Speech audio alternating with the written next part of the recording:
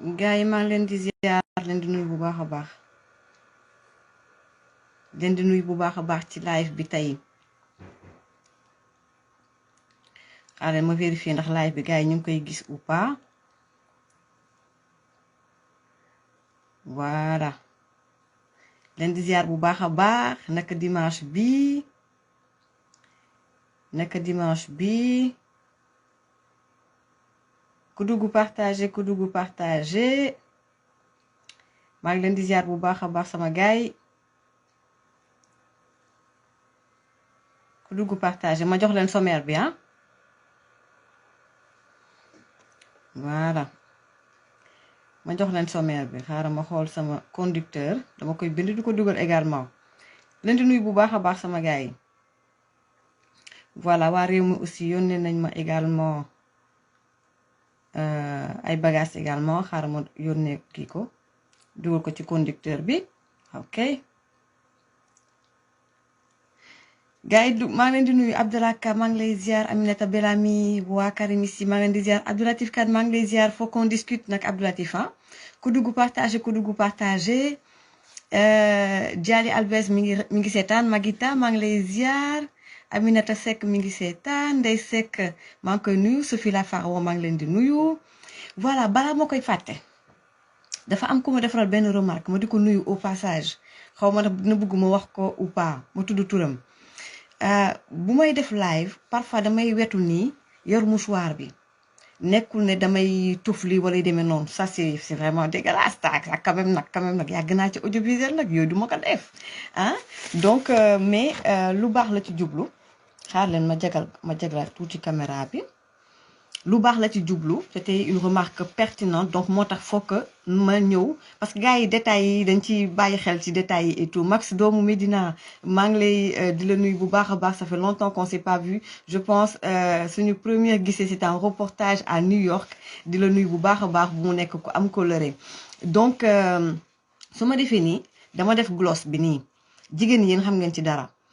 su may gis ni affaire bi mu ak reflet bu muy am parfois dama koy bëgg wàññi su ma koy wàññi wala ma wax ba affaire yi am yu weex bëgguma loolu damay def nii duma ko bëgg def nag nii ci caméra bi donc boo ko defee noonu da ngay wàññi gloss bi donc mais jamais ma nekk yoru mouchoir na maa ngi tufli wala yu demee noonu donc ñii di jigéen ñi xam nañ li may wax donc da ngay jël mouchoir bi kii ko sa gémmiñ bi pour que wàññi gloss bi mais jamais je me permettrai di def live et puis di loolu c'est un peu dégueulasse donc voilà je tenais vraiment à faire donc def kii boobu donc voilà précision boobu parce que c'est important détail c'est important li may wax mooy gars yi ñu bëri dañ ci bàyyi xel donc voilà donc on a une certaine voilà mi ngi noonu daal Magita gars yi duñu bàyyi dara mais nag mbir mi noonu la général Agir maa ngi la nuyu bu baax a baax Batum Lo Awa Thiam également may leen ma rek ma def donc sama donc conducteur dina am tey deux invités dinañu am donc tey deux invités Fouta Tampi mooy def loolu ok mais bàyyi Fouta Tampi voilà Rachid Hakim aussi maa ngi koy nuyu El Hadj Lamine Mbaye maa ngi koy nuyu bu baax a baax ñoom Magui John ñu ngi seetaan Ifra Sarr également leen di nuyu bu baax a baax Khady Silla Adlil Cabral waa Perle Noire maa ngi leen di nuyu bu baax gars yi donc def tuuti sama donc on va dire quelques précisions may leen ma tuuti aussi am na yenn info yu ma jox ni léegi c'est parce que à partir de 4 heures gars yi su may nekk naan maa ngi ménage en même temps gars fa am ñoo xamante ne ni mënoo leen ñàkk jël au téléphone dañ lay jox ay information yu am solo voilà donc may leen ma tuuti rek am na information bi léegi yi nga xam ne ñu ngi ma koy partagel su ko defee ma xool nu ma leen koy baaxelee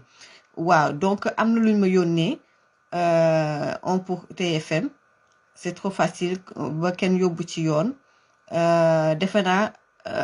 mbirum benn élément wu GFM communicateur traditionnel arrêté à Pikine pour acte contre nature et viol présumé sur un garçon nommé âgé de 13 ans n'est pas Mamoudou Mbaye Garmi de la TFM. Le mis en cause s'appelle Makumba Mbaye. Ah ça c'est important. Ce dernier travaille à la radio Oxygène de Paris. ah oxygène de Pikine plutôt gars yi may leen ma dafa am ay information yoo xamante ne nii voilà donc jox nañ ma ko lii léegi Adji Sarr son communauté variable voilà donc gars yi donc agent judiciaire donc de l'État dinañu wax également ak it Yoro Moussa Diallo. Il a été vraiment élégant sax avec la partie adverse hein, avec la partie adverse ndax mënoon na génn ci presse bi daal di porter presse comme bu doon avocat Ousmane Sonko yi mais dinañ ci ñëw bu ci kanamee léegi voilà le raisonnement voilà may leen ma tuuti juge bi nga xamante ne nii moom mooy Sabassi dinañ wax également ci moom juge Sabassi am na benn vidéo bu ñuy wane ne moom mi ngi doon nodd ci benn juma du juge bi loolu c'est de la manipulation dinaa ci ñëw donc Sabassi Faye voilà donc frère donc premier adjoint au maire militant au Pastef dinañ ci ñëw également donc mun naa ne aussi on a fait preuve aussi de légèreté par rapport ak it li xew fële ca Ziguinchor dossier Mame Mbaye Niang fu mu toll ak Ousmane Sonko Mame Mbaye Niang ak Ousmane Sonko dinañ ci ñëw également aussi on a aussi deux invités voilà on a aussi deux invités donc gars yi dafa am ñu bëri ñoo xam ne dañuy woote te moment crucial lay doon moment boo xamante ne ni maa ngi war a def sama conducteur war a jag-jagal ak et tout te mënuma leen aussi bañ a jël au téléphone moo tax ngeen gis may commencé ay 17h01 17h02 voilà wala may commencé nii di nekk à la bourre bref ginnaaw bu ma leen nuyoo damaa tukki woon dem Paris on m'a gâté à Paris avec de la bonne grillade ma ne ko avec de la bonne grillade gars yi di leen dund li ngeen fekkee xam nga gars yi defee ne waa kër Pastef waa kër ex Pastef yi ñëw dugg suma vie privée dinaa ci ñëw léegi man kenn du ma xamal dara may leen ma tuuti rek may leen ma tuuti rek waa kay may leen ma tuuti rek ñun ci yii la ñuy dox waa ci grillade yu baax yii la ñuy dox waa yu baax yi daal lañ ma defaral daal fële ca Paris voilà may dund lu neex voilà di dund lu neex gars yi xeex bi ñu bëri xam nañ ci dara am nañ ci lu ci dund lu doy waar waa ex Pastef li mu leen jaral xeex bi mun leen ko sax comprendre balaa may ñëw di shout out waa Paris ci suñu vie dañuy teg yoo xamante ne mun leen ko sax imaginer mardi incha allah damay xaar lundi bu mbir xewee lundi mardi dinaa porter plainte nit def ko ci réseaux sociaux yi ngeen xool nag xam li nga xam ne moom la ñuy dund saa su ne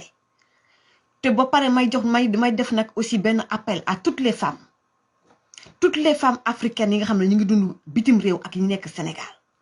il faut être les femmes il faut que ngeen forte mentalement psychologiquement loolu dinañ ci ñëw incha allah ñun at bi ñu am expérience bi ñu am ci àdduna ak métti yi ñu dund suñu àdduna moo tax lu ñëw dañ koy dékku loolu la waa ex-Pastef xamul Sénégal nag noonoo bi dafa dem ba maara day taali kenn bëggantewul yàqante bi Pastef ñëw ex-Pastef ñëw ak seeni militants wane la méchanceté bi am léegi au Sénégal ak ñun sénégalais méchanceté yi ñuy dund suñu biir ci suñu biir ñu entre nous lii nar a xew yépp semaine prochaine di ngeen ci xam dara man dama toog pare sama bopp dama ko pare avant waa ex-Pastef fu ngeen coupé ma battre da ngeen di def yëpp yëg naa ko pare sama bopp nag maa dinaa def porter plainte au nom de toutes les femmes teg ko ci réseaux sociaux yi organisation féminine yi nekk fii bitim réew ñu jàppale ma dama nar a xeex beneen xeex ndax Ousmane Sonko nekkatul combat pour xamal leen ne rek mbir mi dafa dem ba nekkatul politique sànq laa jël au téléphone à Bambey honorable député bokk taxawu Sénégal te moom xam na ci dara ndax jamono ji ñoom ak waa ex-Pastef nañ def noonu alors que politique waru mun a nekk noonu waruñ ci mun a noonoo kon balaa may ñëw ba sama yaram di tàng donc maa ngi remercier waa Paris di remercier madame Ndiaye ak monsieur Ndiaye ci grillade yu baax yi di nuyu aussi sénégalais yi nekk Paris di nuyu aussi GP yi waaw GP ba ma fekk ji woon foofa ca Paris maa ngi lay nuyu di nuyu GP yëpp également voilà di nuyu aussi nag parce que gis naa fa ay waa pro Sonko gis fa aussi ñi nga xam ne ay pro Macky lañu débat boobu jar na 14 milliards waaye lu ñu ci mën a jàngee moom mooy Sénégal ñu ñëpp benn lañu kenn mënu su Ousmane Sonko mënuñoo diviser maman yi ma fa fekk nekk ay pro Sonko wax ak man ci jàmm ak salaam ci yar ak teggin de manière respectueuse maa ngi leen di nuyu bu baax ndax ñun Sénégal loolu la ñu mës a xam xale bu góor bi ma accompagné ba ci biti ñu mu may mbalak ñu mbalagante pro Sonko la mais il a été respectueux maa ngi lay nuyu bu baax a baax a baax ñeneen ñi nga xamante nag ils sont haineux mooy ñi nekk ci réseaux sociaux yi mooy vrai militants yi mooy ñi nga xamante ne ni ñoom Ousmane Sonko bu nekkulee président ñoom dañuy dee parce que Ousmane Sonko dafa jël avance comme ni ma leen ko waxee ba pare ñooñu seen bakkan lañ ci teg kon nag gars yi maa ngi nuyu waa Paris su ma jógee ci loolu jox leen sommaire bi sama gars yi wax naa leen ko sànq may leen ma tuuti wax naa leen ko sànq voilà donc ça y est là ni ma leen ko waxee sànq au niveau de Ziguinchor sama yaram tàngoon na xawoon naa mer c'était pas par rapport ak waa kër Sonko yeeg yu demee noonu déedéet parce que Sonko du bokk incha allah rabi yàlla mën na lu ne waaye Sonko du bokk mënul bokk Sonko bés bu bokkee ci élection yi am na benn homme politique bu ma wax loolu mu ne ma bu boobaa ñun ñëpp nañu bàyyi politique ndax Ousmane Sonko mënoo ñëw nga rey lu ñaata doomu sénégalais ñaata jeunes plus de 14 jeunes 2021 depuis 2021 ba tey ñaata nit ñoo dee ci ay manifestations ci ay conneries Ousmane Sonko ndax bëggu nguur ndax ay problème personnel ay problème mu taat jëflante ak Adji Raby Sarr mu sell mi nga war a toog war a assumer bañ a assumer tes bêtises et tes erreurs en tant qu'homme politique et tu as fait tuer des gens. Il y a combien de jeunes dans les prisons actuellement ndax say bêtises ay nit dee nañu ndax say bêtises ay nit ñu ngi kaso ndax say bêtises ay nit seeni bien yàqu na Sénégal Ousmane Sonko malgré tout cela nga ne da nga bëgg a ñëw nekk suñu président yow nga war a mën a bokk élection 2024 ban dëkk lañ ne bés bu ne amee Sénégal ñu jaay la suñu nationalité dem suñu yoon ndax du dëgg du yoon ce sera un précédent dangereux kon homme politique bu nekk Sénégal defal la neex yaataa yumbe bu ko neexee nga teg pression état teg pression sénégalais yi raylu ay nit pour que nga mën a am li nga bëgg kon Ousmane Sonko a fait des erreurs qui ont coûté la vie à des dizaines, des vingtaines de personnes. À cause de lui, plus de presque 100 ou 700 personnes sont dans les prisons. À cause de lui et de ses bêtises et de ses manipulations. Kon loolu ñun foofu lañ ko teg nañu àtte yoon on l'a arrêté ci ay faits extrêmement graves on l'a arrêté inculpé ci ay faits extrêmement graves kon Ousmane Sonko mënul bokk 2024 Ousmane Sonko du bokk 2024 que ce soit clair donc bu ñu jógee ci loolu sama gars yi dinañ ñëw ci li xew Ziguinchor dinañ ñëw ci également ni ma ko waxee sànq may leen ma tuuti sama yaram dafa tàng voilà dina ñëw ci verdict bi dina ñëw ci li nga xam ne gars yi waa Pastef commencé nañu di jéem a orienté débat bi di jéem a manipuler sénégalais yi nee nañu comme verdict bi joxe nañ ko ajuma lundi foog ñu dem retirer les fiches de parrainage bu Ousmane Sonko dinaa leen wax lan la ci yoon wax ak la réalité des faits de manière objective ñun bokkuñu ak waa ex-Pastef yi nga xam ne dañ nekk ci réseaux sociaux yi di manipuler di fen di kàcc di sos ndax moo leen yóbbee lii ñu nekk ni tey yi problème yi ñu nekkee ni je vous dirai la vérité ndax faruma fenn donc bu ñu jógee ci loolu également sama gars yi dina ñëw ci juge Sabassi Faye ak la légèreté la négligence bi nga xam ne gars yi pour man gars yi def nañu preuve de négligence et également de légèreté et ça il faut le dire bu ñu jógee ci loolu dinañ am ñaari invité dina nekk Abba Mbaye honorable député bokk ci taxawu Dakar donc un homme vraiment avec beaucoup de retenue man c'est la première fois sànq ma wax ak moom au téléphone dama koy seetaan ci ay débat nit bu am retenue nit bu silvissé man Abba Mbaye man vraiment ak ñoom Abba Mbaye ay ñoom Barthélémy Diaz Khalifa Sall da ngeen a silvissé lu ngeen di def ak sauvage yi waa ex-Pastef xamoon na affaire bi du dem ñii c'est des haineux mënu leen def yéen ay hommes politiques ngeen de vrais hommes d'état ngeen xam pouvoir xam état silvissé dégg tubaab dégg wolof xam nañuy communiquer mën politique man dama toog di leen yeeru rek waa taxaw samay followers taxaw mosuma see bloqué kenn ndax xam naa yàgg da ngeen tasaaroo waaw dellu ci waat donc gars yi bu ñu jógee ci loolu comme il est 19 te à 30 je dois prendre l'honorable député Abba Mbaye suñ ci jógee je vais également prendre en interview il sera notre consultant VIP notre consultant VIP ki nga xamante ne ni moom mooy donc monsieur Robert Bourgi dinañu ñëw est-ce qu'il a rencontré il était au Sénégal est-ce qu'il a rencontré le président de la République lan lañu jot a waxtaan bu ñu am yenn détails croustillants suñ ko mënee dina baax est-ce qu'il a rencontré le premier ministre également candidat de Benno Bokk Yaakaar il a fait également il a fait publier donc on va dire une lettre ouverte voilà ci premier ministre bi également ñu publier ko ci Dakar Times bu Moutbane maa ngi ko nuyu bu baax a baax Moutbane lan moo ko sabab pourquoi donc il a décidé donc de publier cette lettre ouverte là il a écrit donc une lettre ouverte au premier ministre également dinañ ñëw aussi ci li xewoon Ziguinchor mu analyser également les faits il a rencontré des hommes d'affaires sénégalais tey jii Sénégal fu ñu toll nii ak les hommes d'affaires sénégalais les sociétés 100% sénégalaises qui sont on va dire comment dire qui sont en train de concurrencer également les entreprises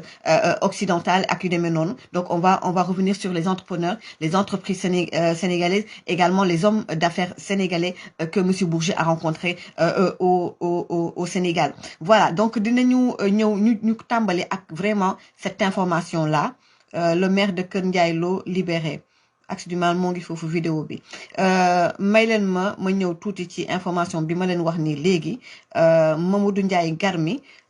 di communicateur traditionnel man sànq laa ko gis mu jaaxal ma lool donc kii di kii Garmi di donc on va dire un communicateur traditionnel ñu ne dafa sàkku benn xale bu góor violé donc un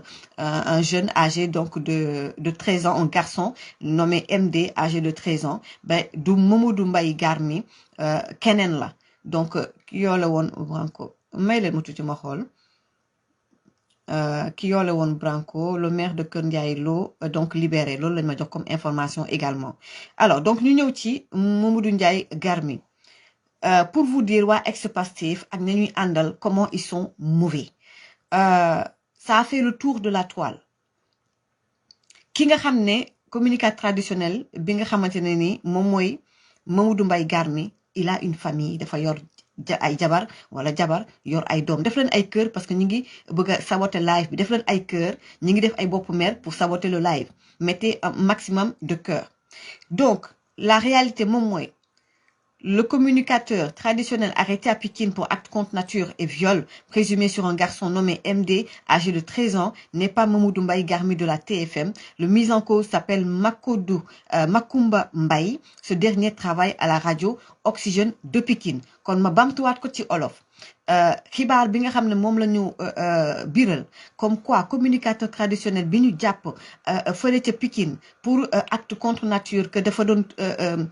jëflante tëddee benn xale bu góor bu tudd MD te mu am fukki at ak ñett nee na ñu gars yi xam leen ne du Mamadou Mbaye Garmi bu TFM mbir mi du Mamadou Mbaye Garmi bu TFM mbir mi ki ko def ki ñu arrêté mi ngi tudd Makumba Mbaye mi ngi liggéey rajo Oxygène bi nekk Paris je pense que mbir yi leer na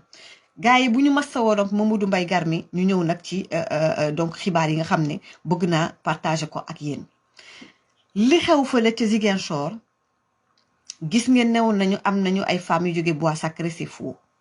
ñooñu ay ñi jóge ay Bignona ak ñoom seen la woon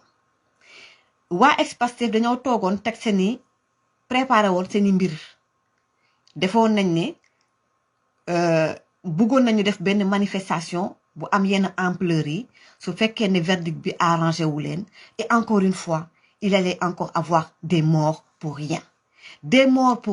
maanaam ay nit dee ci Mali foro parce que Ousmane Sonko du bokk loolu nag maa ngi ciy féliciter état ak it ñi yor wàllu kaaraange parce qu'ils ont bien géré les choses mbir mi verdict bi c'était à Ziguinchor ça sert à rien di njaaba njale ak di fa rayante parce que ale boo gis am na retour match ale bi entre guillemets c'était à Ziguinchor match retour bi Dakar lay doon est-ce que gis ngeen les responsables parti ex-Pastef ba léegi ñuy jubilé déedéet parce que dofuñu la xew Ziguinchor match retour bi cour suprême lay doon on qui rira bien qui rira le dernier on verra duma fa yàgg sama gars yi verdict bi ñu taxaw tuuti ci juge bi nga xam ne moom mooy Sabassy Faye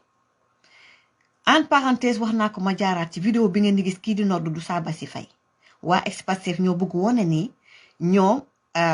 képp koo xamante ne rek magistrat nga wala juge nga wala procureur def nga joxe nga décision boo xamante ne arrangé wu leen ñoom waa ex-Pastef yow ku bon nga yow nitu safara nga yow daal amoo vertu doo nit ku baax képp koo xamante ne nag joxe nga verdict boo xam ne arrangé na leen ñoom waa ex-Pastef yow jullit piir nga yow ku baax nga yow nit boo xamante ne ni bu am ay vertu nga ñoom noonu la ñu mel moo tax ñu jël politique def ko mbirum haine boole ci lu ci bokkul waaye vidéo boobu c'est de la manipulation c'est pas le juge Sabassy Faye alors man li ma jaaxal mooy juge Sabassy Faye naka lañ mën a defee des heures de plaidoirie juge Sabassy Faye dugg def pour joxe verdict bi en 5 minutes c'était comme si juge Sabassy Faye il voulait se débarrasser du dossier am na ku ma ko wax te c'est la vérité juge Sabassy Faye mel ni ku bëgg a débarrasser wu du dossier des heures de plaidoirie et 5 minutes pour délibérer c'est pas normal c'est pas normal juge Sabassy Faye je l'ai posté mu am ku ñëwaat encore defal ma suivi de l'information defaat yeneen investigation foofu ci Ziguinchor bindoon naa def publication ne leen juge Sabassy Faye ba muy ñëw Ziguinchor ñu affecté ko fa il habitait chez son frère kan mooy frère am le militant de Ousmane Sonko bu parti ex-Pastef kan mooy frère am ku mu bokkal ndey ak baay frère am bu bokkal ndey ak baay mooy adjoint au maire bu kan bu Ousmane Sonko bu parti ex-Pastef kan mooy Ousmane Sonko moom mooy ki nekk ci kaso ba booy sebi mooy ki reylu ñaata xale ñu ràjjee ko ci liste électorale yi ñu war a dem nag ñu war a def procès bi premier adjoint au maire Ousmane Sonko frère am bu bokk ndey ak baay war a toog war a nekk juge procès bi kon xam ngeen loolu conflit d'intérêt la fan la nguur gi nekkoon état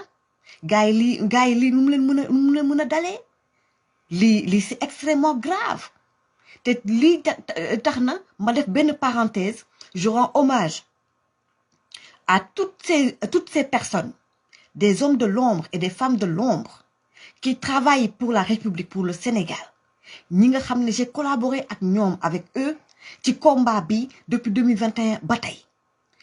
dañuy ñefe di reyante pour la sécurité du pays am na ci koo xam ne mu may seetaan maa ngi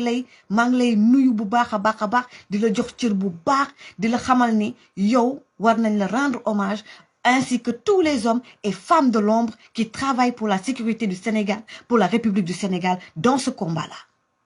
ñooñu dañuy liggéey te yàlla rek a tax bokkul te nag ci certains hommes politiques yi nga xam ne tey dossier bii nga xamante ne ni sécurité Sénégal la ñoom day am moment yoo xamante ne politique rek lañu taluñu Sénégalais yi taluñu kenn politique rek lañu tal ndax lii nii xaw ma naka la leen mën a rëccee cette information là balaa may dee ñu toog ba nga xam ne presse bi ñëpp commencé nañoo wax ni y a conflit d'intérêt ce juge là il est le frère du premier adjoint au maire de Sonko au maire de Ziguinchor donc Ousmane Sonko ñu daw naan on va récuser le juge c'était ridicule je suis désolée c'était ridicule et je comprends comment ils ont géré la sécurité là-bas à Ziguinchor nice là y a aucun problème ñu ñëw ba tey ce juge là dëgg la il a habité chez son frère bañ koy door a affecté instant bi nee nañ ma aménagé am na këru boppam installé wu na et cetera néanmoins moom ak premier adjoint ñoo bokk ndey ak baay néanmoins moom ba mu dooree ñëw Ziguinchor ca kër frère am la nekkoon kon nag mun nañ ko analyser de deux manières y a un conflit d'intérêt moom ci boppam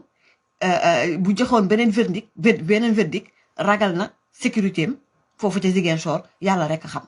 ñu jàll parce que il est bientôt 30 gars yi nee nañu verdict bi ci boppam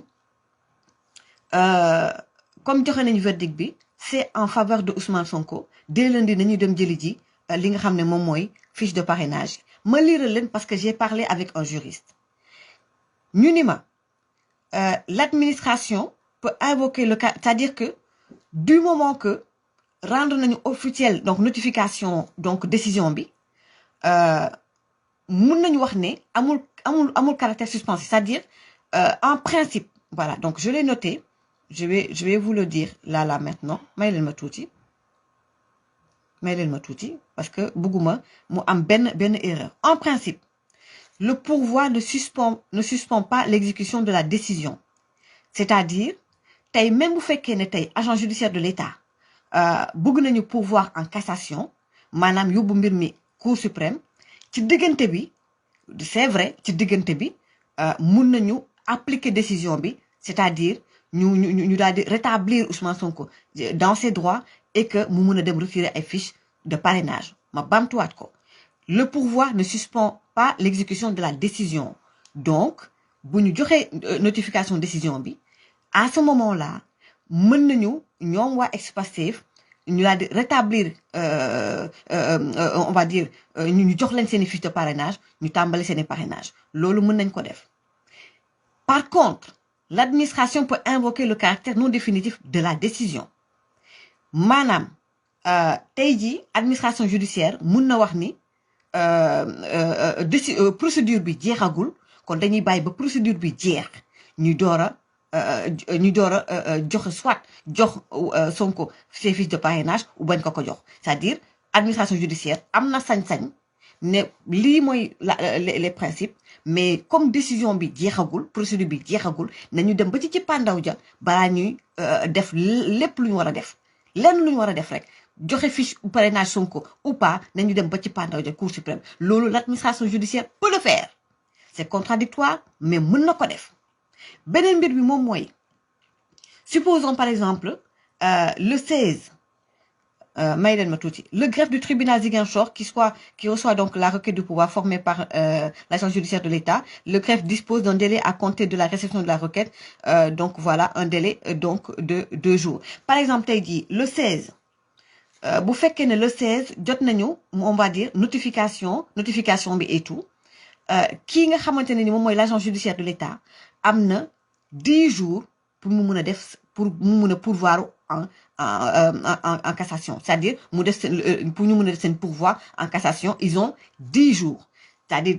à partir du 16 bu ñu jotee notification bi de manière officielle, ñoom am nañu ba le 26 pour ñu pourvoir en cassation.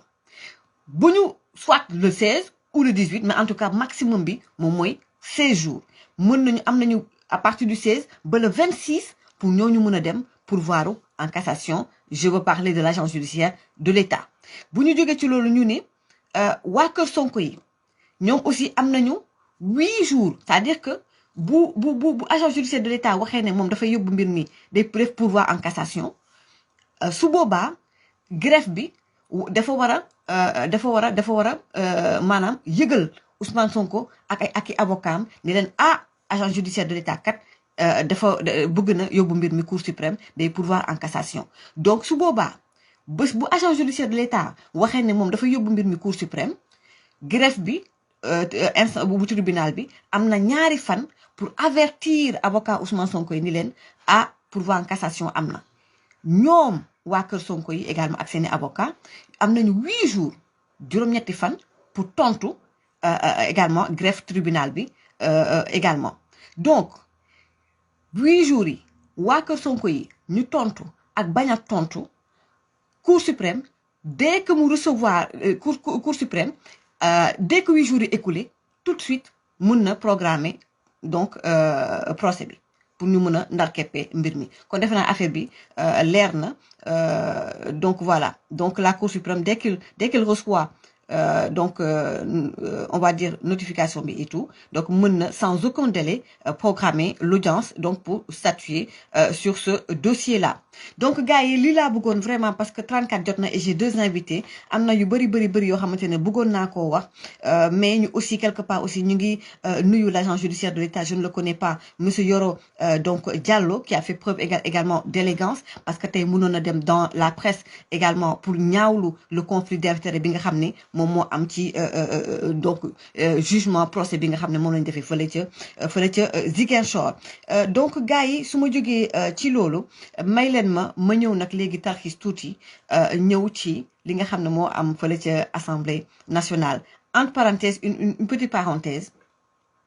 comprendre ma et là je ne sais pas lii lan ngeen ci xalaat pourquoi ba léegi dossier Mame Mbaye Niang ba tey mbir mi ndar keppeewuñu ko pourquoi ba tey cour de cassation mënuñu statuer ci mbir mi man d'après liñ ma wax là vraiment tiiñaluma magistrat yi ni rien du tout mais j'ai l'impression que et d'après nit yi ma waxtaanal et c'est grave mais c'est la politique waa APR yàgg naa ko wax te ñëpp xam nañ ci dara y a beaucoup de rivalité beaucoup de problèmes biir APR je ne parle pas de Benno Bokk Yaakaar je parle de l'APR parce que ci biir APR am na ñu bëri ñoo nga xamante ñu am tur ñu nekk ci biir APR day nañ ma ni ma parce que dossier Mame Mbaye Niang bi bu ñu confirmer décision bi passé mooy Ousmane Sonko bokkatul amul ay affaire de ay contumace ak ñoom seen Ousmane Sonko bokkatul duñu waxati waxu fiche de parrainage donc pourquoi on est en train de nous fatiguer ay affaire de récuser le juge ñu ngi Ziguinchor y a des manifestations pourquoi tout cela pourquoi on se crée des problèmes pour rien fu ñu toll pourquoi parce que ñenn ñi nekk biir APR des noms que ñu bari xam duma tudd seen tur ci live bi ñenn ñi bëgguñu tey ñu ne Ousmane Sonko mi doon def un complot contre la République du Sénégal ki ko anéantir ki ko mettre hors d'état de nuire c'est Mame Mbaye Niang ñoom loolu la ñu mënut supporter des rivalités politiques da ngeen di fooy Sénégal yi ngeen di fooy Sénégalais yi ndax li ñu dund te yéen xam ngeen y a des choses c'est des secrets d'état xam ngeen bu baax Ousmane Sonko ne da doon préparer complot contre le Sénégal am na yu bëri yoo xamante ne Sénégalais yëgu leen ko il était prêt à tout ce gars-là ngeen nar a toog pour des rivalités politiques ngeen di njaaba njal nit ñi quoi ma jeexale foofu parce que bëgguma joxe ay détails lu munti demee Adji Raby Sarr moo tax ñu xam le vrai visage de Ousmane Sonko kon moom son nom est inscrit ci histoire Sénégal ba faw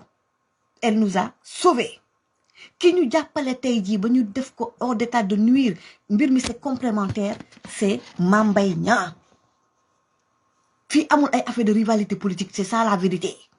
ma jël samay invité ndax su ma toppee waa Expassif du ma jël samay invité gars yi may leen ma jël samay invité ma jël d'abord Abba Mbaye su ko defee daa door a jël également monsieur Robert Bourgi voilà donc may leen ma jël donc l'honorable député parce que dimanche passé newoon naa leen ni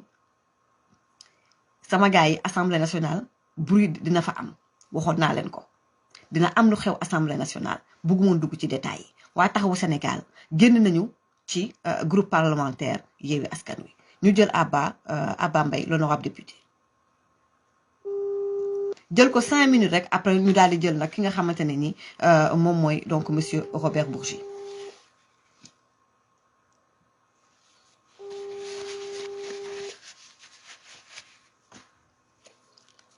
Oui, honorable député maa ngi lay ziar di la nuyu bu baax a baax. maa ngi lay nuyu Maty di am mbégte dégg la. Voilà donc là followers yi ñu ngi lay déglu xam naa ne jot amul et on l'a pas préparé mais juste en 5 minutes rek ginnaaw bi nga nuyoo donc les followers en 5 minutes est-ce qu'on peut revenir sur on va dire on va pas dire l'incident mais ce qui s'est passé à l'Assemblée nationale donc récemment. waaw merci Maty assemblée li fa xewoon démb moom mooy ouverture session assemblée bi. Comme chaque année assemblée daanaka liggéeyam dafa am benn diir bu ñu ko tënk mooy diggante octobre ak mois de juin. Et chaque fois bu ñu ñëwee ouverture de session dañuy renouveler le bureau de l'assemblée. dañuy tëj session bële passé nag ñëpp xam ne niñ ko tëjee ndax dañ ko tëj sur des fonds de divergence entre le groupe parlementaire parce que dafa amoon loi ñu doon voté muy modification constitution bi ak article F29 L57 ainsi de suite du code électoral bi doon permettre Khalifa Sall ak Karim Wade le parquet financier ak yooyu mën leen permettre ñu revenir dans le jeu politique mais depuis le dialogue dañu commencé am ay difficultés dans le groupe parce que depuis que le bi taxaw Sénégal décidé dem dialogue dañu mettre à l'écart parce que groupe parlementaire yooyu askan c'est 53 députés mais am na 14 députés de taxaw Sénégal dañu mettre à l'écart duñu convoqué ti ils ont créé un groupe WhatsApp à part même bu dëj amee duñu woo pour ñu ànd ak ñoom jaale même bu dee suñu collègue députés yi ñoo am dëj muy lu ñu diis nag parce que xeex bu nekk xeex nañ ko fi pour groupe parlementaire bi des fois ay xeex yom sax d'accord ñu ci woon mais par solidarité bi ci mujj mooy xeex bi ñu xeexal Birame Souleye boppam pour que ñu bañ ko tëj parce que ba mu fi waxee waxam ju rëy jooju ñëw waxtaan ak man waxtaan ak Bara Gueye si situation sociale am ñu jóg nañ ko jàppale pour ñu bàyyi ko kon jàpp nañu du Birame Souleye moo waroon génn di tas groupe bi wala dañu bedd si groupe bi mais démb loolu yëpp bi mu amee man depuis mois de septembre dama ko woo man ni ko Birame Souleye yow groupe bi yow yaay président bi doo responsable Pastef tu es le président du groupe parlementaire yow yaa war boole groupe mënoon ñëw nekk ki nga xamante ne yow yaay rompre le dialogue avec les gens et que dégg naa ni réunion nga ak waa Pastef dégg naa réunion ngeen ak waa PUR mais organiser réunion ñëpp ñu toog comme ça ñu xam fi ñuy féetewoo suñuy bokk si groupe bi ñu bokk si suñu bokkul si groupe bi duñ ci bokk mu ne ma waaw Aba dégg naa la dinaa convoquer réunion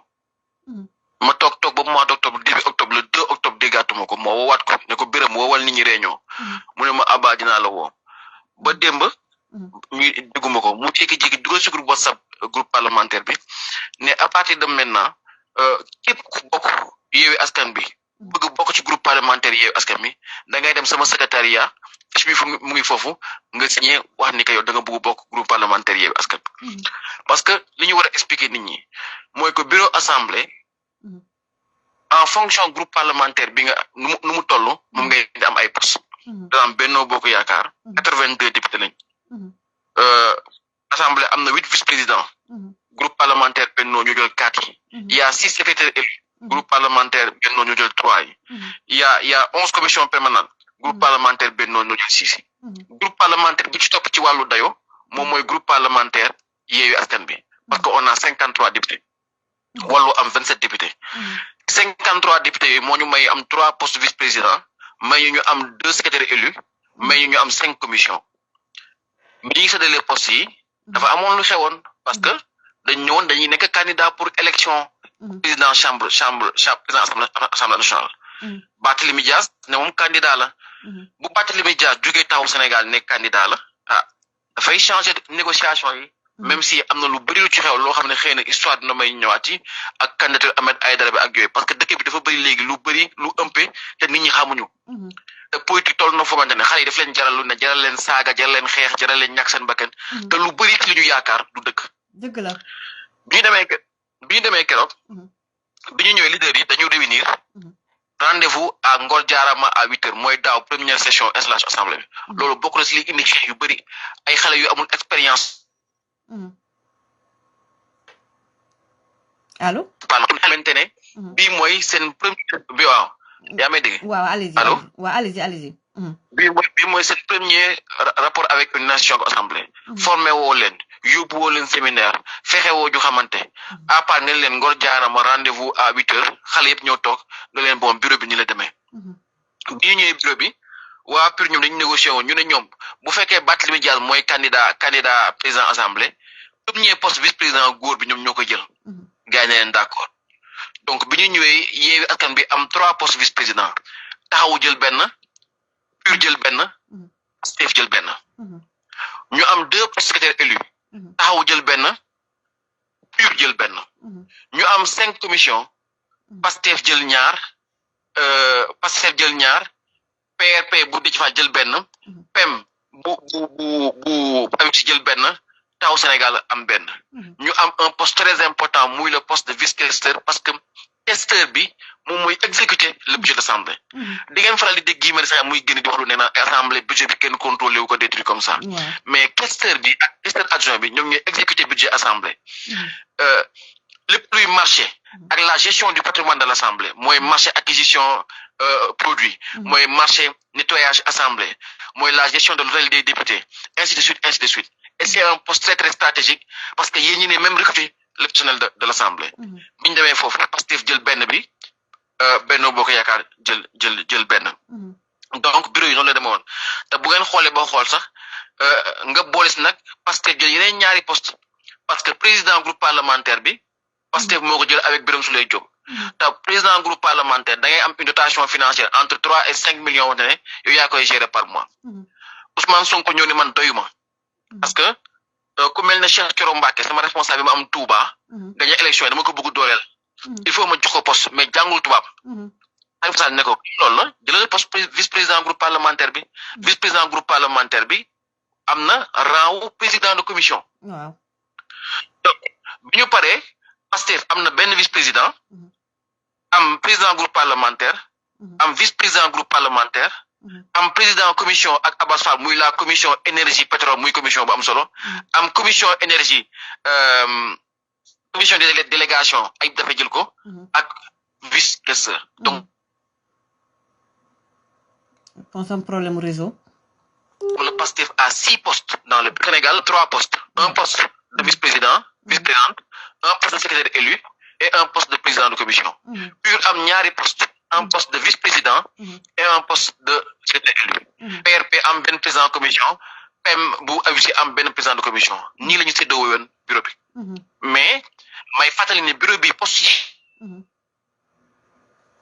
dafa mel da nga am problème réseau allo honorable allo honorable waaw dafa mel da nga am problème réseau waaw am problème réseau waaw dafa am problème réseau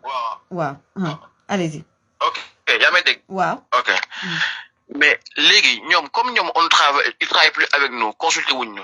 biñ ñëwee ba démb mu yónnee message ne ku bëgg dem inscrire. ñun ñun on fait partie du groupe parlementaire Yewwi Askan Wi on va aller s'inscrire parce que foofu lañ bokk. donc ñun ñëpp bu ñu inscriraatee le groupe parlementaire devient un groupe parlementaire de 53 députés. ba tey Birame Souleye waxul ak ñun le lendemain ñu xëy. mani doyen Omar Cissé maire de Rufisque ak Babacar Meng maire de Hann Bel dem leen ngeen wax ak ñoom. parce que lii jaru ko parce que suñuy perte ñëppay perte. et que il est parlement bi benn année moo gisee. nañ ko rafetal. ñu ànd yégale ko mu jeex si njëkk. bon ñoom ñu dem ne leen waaw waxtaan ak ñoom ne mais il faut ñu waxtaan parce que da ngeen ñu war a wax bureau yi balaa ngeen di déposer bureau koy xanaa di nga ñu ne poste yu ñu amoon na ngeen koy def. di ngeen ñu laaj ndax ñun Khalifa Sall dafa bëgg reconduire les mêmes personnes ou est-ce que dafay changer ay député il a le droit. comme vous aussi vous pouvez changer de député. ñu ne ñu non on attend les députés de la conférence des leaders.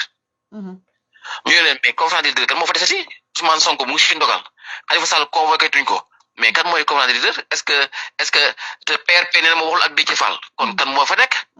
may mun la est-ce que mooy leader bi léegi wala jante wala keneen ak keneen parce que ñun ñi fa gis ñun ñu ay leader. dëgg la ñu ne de façon on attend des consignes. ñu toog ba 18h 19h di xaar ñu jékki ñu Birame Souleye déposé na bureau bi. et que seen tur yéen bi ci bureau yi ngeen amoon dañ ci bind seen ay tur ñoom. donc Pastef moo jël 5 postes am. jël 5 postes. poste taxawu Sénégal. mais ñu ne leen yéen li ngeen def c'est pas sérieux. parce que su ngeen amee postes yi c'est parce qu'on est 53. ñun bu ñu génnee groupe bi vous allez perdre les postes et pire encore vous allez perdre le poste de secrétaire adjoint. ñu non bu ñu jéem a nax que naa ñu non on est en train de discuter et tout biñ demee ba comprendre que ñii li ñuy def mooy dañu bëgg nangu poste yi ñun tam ñu génn ci groupe bi donc bi ñu génnee groupe parlementaire bi. le groupe parlementaire wàccaat ba 39 donc démb Yewwi Askan Wi a perdu quasiment 4 postes à l'Assemblée. ci ay comportement yu nga xamante ne pour man c'est de l'immaturité de l'idiotie politique. et loolu moo xew. dégg naa nag ñuy wax loo xamante ne du dëgg. parce que ñoom nee nañu que li xew ville de Dakar moo tax. yàlla dafa dogal. Abass Fall suma xarit la suma frère la. bi ma woowee Birame Souleye jotuma ko waat ko jotuma ko dama ko woo Abass. ma ne ko Abass Birame Souleye ragaluma ko. faalewuma ko. man Birame Souleye du ma ko woo mu toog assemblée di romb ni droite ak gauche bu continuer Birame laa koy fekk te du neex balaa ñuy egg foofu nag ma wax loolu yow nga wax ak moom parce que il faut mu respecter nit ñi wax ak nit ñi. parce que groupe parlementaire bi am na ñu ko fi mag ñu ko ëpp jaar ëpp ko jàng dafa war respecter nit ñi. Abass Fall ne ma Abass je te donne la promesse que groupe bureau bi rien ne changera. man de ci loolu laay dox ci loolu laay wax. woo naa Bara Gaye léegi wax nañ longuement et que à partir de demain daañu dem wax ak moom et que rien ne changera là am na journaux yi wax ni que ñoom ba ñuy réunion Abass Fall est le seul qui est ne il faut pas que ngeen dugg ci lii parce que ñëppay perte. kon bu ñu waxee ni revanche ville de Dakar la kon du dëgg parce que Abass Fall n'a jamais été d'accord avec ça ñaare bi aussi dégg naa ñi wax nit ñi que ñun dañ doon négocier ak Benno pour am ay poste may wax sénégalais yi ne que gis nga boo soxloo poste assemblée règlement intérieur assemblée bi may nañu ñu li tubaab di wooye apparenté wu maanaam tey suñu demoon ne waaw bu ñu wàllu ñoo bokk xalaat suñu ay limu député mën nañ ko yokk si waa wàllu te duñu bokk wàllu xam nga si aujourd'hui nous on s'apparente à wàllu wàllu dafay jógee de 27 députés plus 14 députés de taxawu donc wàllu dooleem day yokk assemblée donc ñu bu doon dañuy négocier poste rek dañuy dem apparenté wu ak wàllu négocier ak ñoom récupérer ay poste mais Khalifa Sall a dit puisque c'est comme ça et ni lañ ko gisee vous ne prenez aucun poste et vous restez des députés non inscrits donc il est hors de question pour ñu négocier ak kenn c'est de la manipulation comme d'habitude li ñuy wax ville de Dakar la c'est pas à cause de la ville de Dakar parce que Abass Fall n'a jamais été d'accord avec ça li fa xew daal mooy Birame Souleye moo am un problème personnel avec les gens et dugg na ci lu nga xamante ne démb bi ñu ko defee ba pare ñoom boo xoolee seen kanam yi xool seen togaay xam nañu que ñoom ils ont fait une grosse erreur politique et tey la Yewwi Askan bi campagne ñëpp ba am ko tey Yewwi Askan bi delluwaat na ko Benno Bokk Yaakaar parce que Benno Bokk Yaakaar a un poste de vice-président en plus Benno Bokk Yaakaar a un poste de secrétaire élu en plus et Benno Bokk Yaakaar retrouve la plénitude de la gestion du budget d'assemblée avec les 2 postes de questeur gis nga Mati lan moo tax Daouda Dia après 2 mandats mës nga gis questeur bu jógee assemblée dem nekk ministre Lamine Thiam a été questeur durant tout le temps du PDS mësul nekk ministre Ablaye Diack a été questeur de l'Assemblée durant tout le socialisme musul nekk ministre. C'est vrai. C'est la première fois nga gis Daouda Dia questeur assemblée pendant 2 mandats 3e mandat mu génn dem di nekk ministre. C'est parce que le poste de questeur n'était plus intéressant parce qu'il contrôlait plus le budget. Ok. Parce qu'en face il y avait l'opposition qui leur disait que non lii du fi am lii du fi am. C'est ça donc ce qui s'est passé ñu ngi ñoom yàqal nañu ñoom waa Ex-Pastef yàqal nañu dem nañ ba yàqal opposition à l'Assemblée. Yàqal opposition à cause de leur enfantillage. mais surtout que. boo duggee année boo xamante ne année électorale la mais soo bañee ñoom ci budget bi ñuy indi ñu négocier yow xamoo lan lañuy def ci biir compte yi soo bañee ñu négocier lu nga xamante ne ils vont l'utiliser pour la campagne mais da nga waroon contrôler le budget surtout à l'Assemblée mais suñ demee nii on vote le budget des élections l'Assemblée va avoir un budget de 20 milliards alors que le mandat de l'Assemblée continue jusqu'en septembre kenn mënu ko dissoudre mais su leen neexee exécuter nu mu leen neex il peut même utiliser il y a un problème de réseau. Donc, il était de question. Non, dafa am appel buy dugg. Allô? waaw dafa am appel bu dugg. waaw dafa am appel bu dugg xam naa ne lay bàyyi nga daaneel foofu waaw. Donc, c'était une erreur stratégique, politiquement très grave. nga bàyyi poste question bi mu échappé la et loolu mooy xew dem assemblée. ñu foog ne affaire u xeex c'est de l'enfantillage politique. C'est de l'idiotie politique. doy na waar xam naa benn yoon dinañu ko gën a préparer parce que sànq laa la woo rek macha allah nga disponible vraiment et puis c'est une occasion ma rafetlu vraiment sa parcours donc dinaa lay suivre ci télé yi et tout débat yi sa retenu ak surtout yéen waa taxawu macha allah on fait également un clin d'œil donc à Khalifa Sall qui est un homme d'État donc ce dernier mot là vraiment vraiment je le dis sincèrement vraiment on loue voilà c'est une retenue. merci Mathieu rafetlu sa taxawaay. damay wax nit ñi que ni ngay taxawee ni mën na jaaxal démb mën na jaaxal nit ñi. mais ku fekkee Sénégal démb ak barki démb. am na fu ñu jëm fu nga xamante ne buñ ko bàyyee mu jàll on est tous en danger. dëgg la parce que les gens dañuy yaakaar ne li ñuy def. boo saagaa Khalifa Sall wala nga tuumal ko traité wala nga def ko dara. nga foog ne Khalifa ngay yàqaloo Khalifa de. politique Sénégal lañ nekk di yàq. ak manipulation ak yu nga xamante ne tegul fenn. man je suis né dans une famille où les gens font de la politique depuis longtemps man. sama bàjjan ay batu mbay. bi nekkoon ministre du temps social yi 87 la ko Doudou Wade tuddee doom. dëgg la. man Sénégal bi ñu nekk nii di rayante di saagante xale yi di dee si yoo xamante ne du dara du si dëgg. man moo metti et je pense que on peut corriger ça politique c'est pour faire un pays pas pour se haïr ou pour des morts ou pour de la haine je pense que on a réussi ici des alternances sans avoir besoin de tuer les gens ou de yàq dëkk bi. Donc je pense que il faut que les gens puissent revenir à la raison parce que Sénégal ñoo ko moom bu yàqoo ñëpp la yàqool et tant qu'on le dira bu leen neexee ñu saaga ñu comme ils le font toute la journée il y a pas de souci mais notre part de vérité on la dira parce que dëgg mooy mujj. Billahi dëgg mooy mujj. Un grand merci à vous donc honorable député monsieur Abba Mbaye jërëjëf merci beaucoup. Merci. Voilà, donc vraiment, Moudon Abambay. Là, je devais impérativement, donc, Bailen Mawo, Monsieur Bourgi, mais Hamna, on fera une longue interview. À partir de maintenant, des interviews, donc, tous les 15 jours, voilà, ça dépendra de lui. Donc, de 30 minutes, Mounek, nous consultant VIP par rapport à cette campagne-là. Il est à Dakar, donc, Bailen Medjulko. Il fallait absolument prendre Abambay parce que c'est ça également, donc, l'actualité, Sénégal, ce qui s'est passé. Mailen Touti. Donc Mahol, donc le numéro de Monsieur Bourgi. Voilà, normalement, on doit même se voir à Paris. Monsieur Bourgi, je vous appelle là maintenant. Voilà, donc Maylen ma touti ma wo donc Monsieur Bourgi. Mais Hamnane, on fera donc une interview beaucoup plus donc Maylen ma touti ma dire donc Monsieur Bourgi rapidement composé. Voilà. Directement. Mais on va faire une longue interview, donc dimanche prochain, une trentaine de minutes. Dorénavant, ce sera une trentaine de minutes avec Monsieur Robert Bourgi.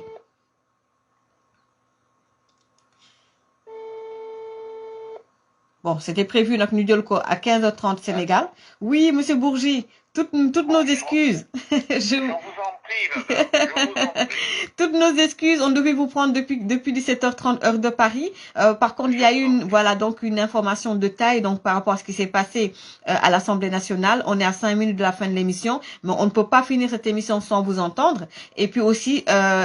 annoncer, faire une annonce. Vous serez notre consultant, je vais dire VIP, parce que c'est un honneur de vous avoir dans nos lives par rapport à cette campagne présidentielle donc 2024, l'avant, pendant et même après. Et dorénavant, on fera donc des interviews de 30 minutes. Vous étiez donc au Sénégal ou bien vous êtes actuellement au Sénégal.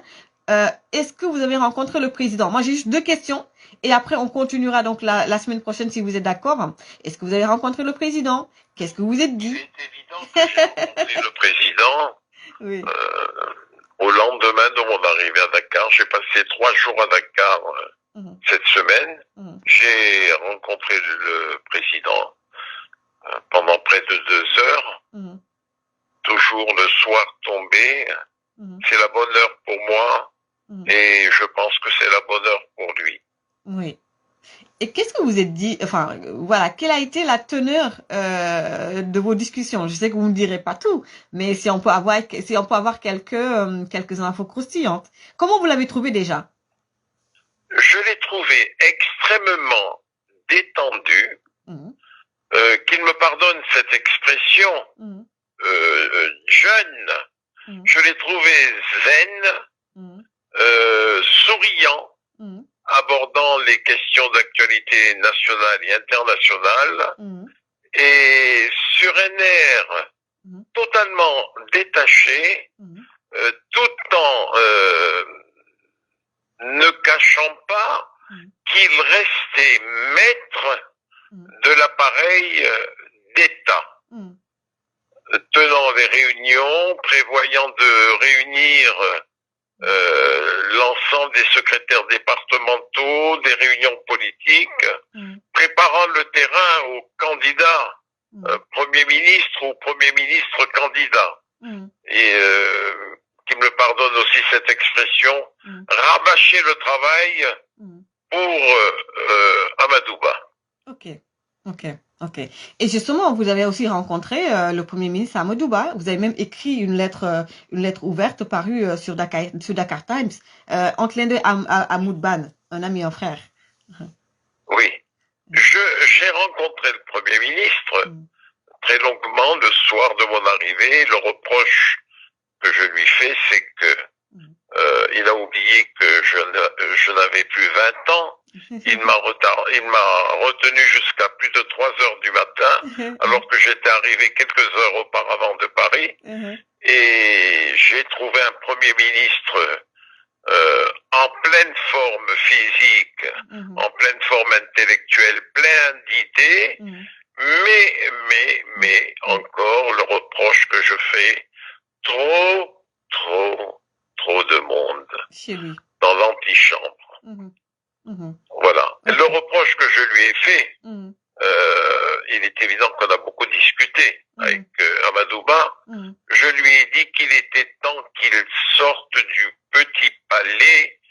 pour aller à la rencontre du peuple. Exactement. à la rencontre des Sénégalais, pas simplement les citoyens de Dakar, mais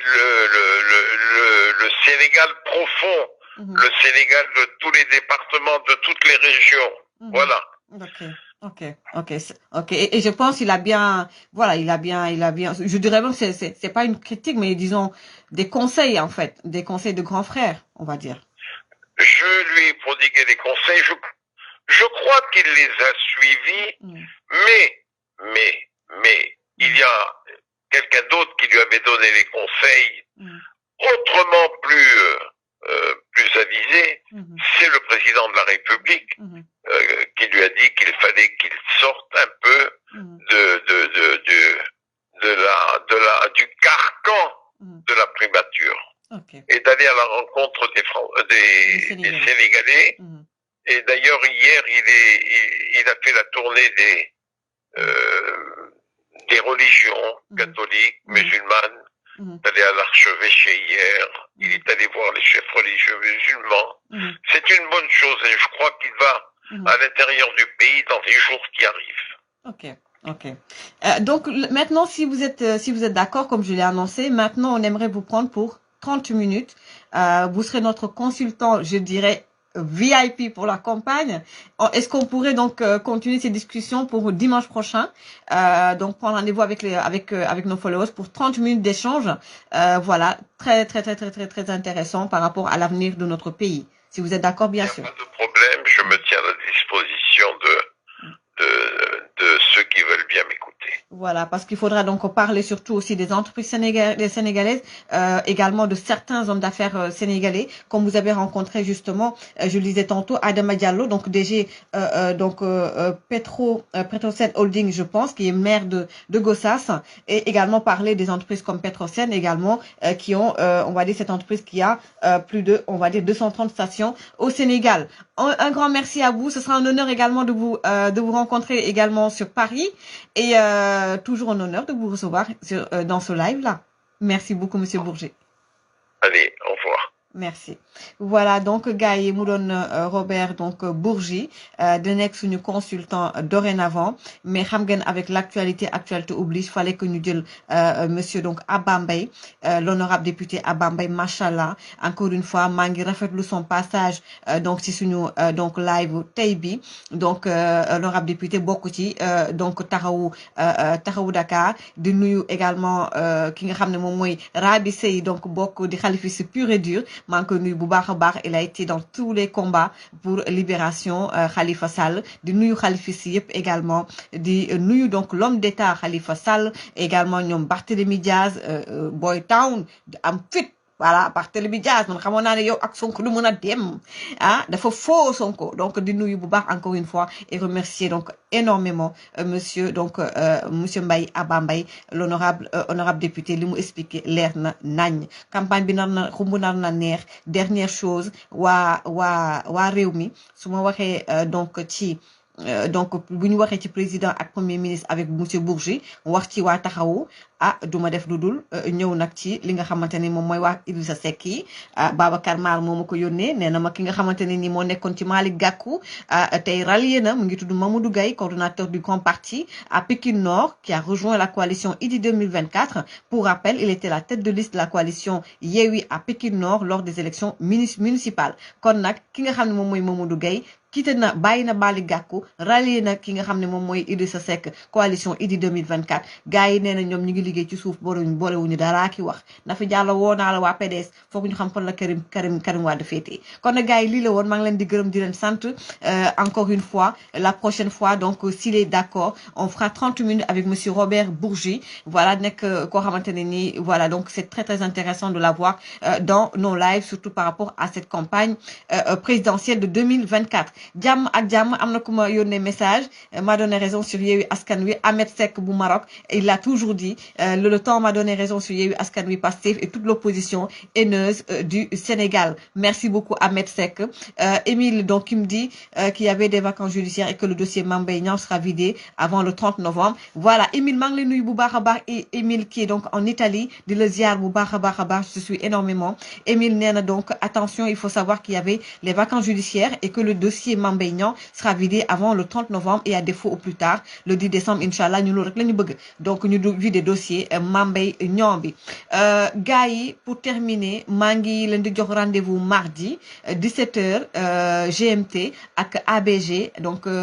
ABG donc voilà Alioune Badara Gueye wala Gaye maa ngi koy nuyu bu baax a baax donc dinañ def live donc mardi à 17h di nuyu baax yaay bu baax a baax di wax félicitations yow xam nga bu baax lu tax ma ne la félicitations baax yaay donc c'est une vraie warrior, une vraie guerrière di la nuyu bu baax a baax et je loue beaucoup ta sincérité et ta franchise. Anita Diop, la guerrière, on t'attend avec impatience. Tu nous manques énormément. Maximum de cœur pour Anita Diop. Di nuyu bu baax a baax ñoom Badiaraté également et tous les activistes républicains. Gars yi jàmm ak jàmm. Merci donc à Adeline Cabral. Merci à l'ambassadeur l'infatigable Oumar Wade. Merci également à donc ñoom Maguita ak ñi nga xam ne ñëpp ñu ngi seetaan donc live bi. Gars yi jàmm ak jàmm et je vous souhaite donc un bon début de semaine. Bye bye sama gars yi.